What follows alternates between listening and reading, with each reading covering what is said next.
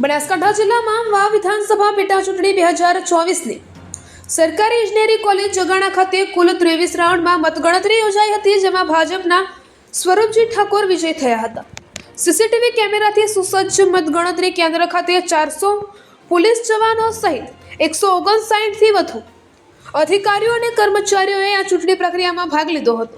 ભારતના ચૂંટણી આયોગ દ્વારા 7 વાવ વિધાનસભા મત વિભાગ પેટા ચૂંટણી 2024ની મતગણતરી આજ તારીખ 23/11/2024ના રોજ સરકારી ઇજનેરી કોલેજ જગાણા તાલુકો પાલનપુર ખાતે હાથ ધરવામાં આવી હતી।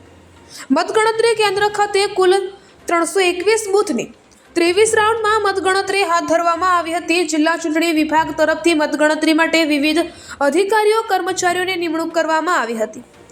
કુલ 159થી વધુ અધિકારીઓ અને કર્મચારીઓએ આ ચૂંટણી પ્રક્રિયામાં ભાગ લીધો હતો, જેમાં 59 કર્મચારીઓનો કાઉન્ટિંગ સ્ટાફની નિમણૂક કરાઈ હતી। સીસીટીવી કેમેરાથી સુસજ્જ મતગણતરી કેન્દ્ર ખાતે 400 પોલીસ જવાનો, સીઆરપીએફ, એસઆરપી જવાનોએ ફરજ બજાવી હતી।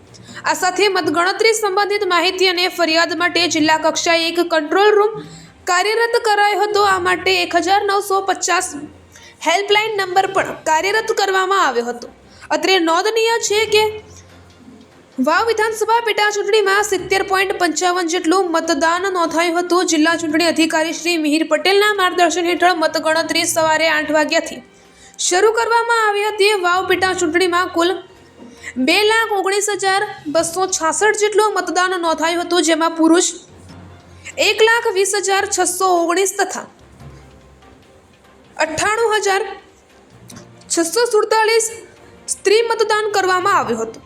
અહેવાલ રામજીભાઈ રાયકોર, કાંકરેજ, બનાસકાંઠા।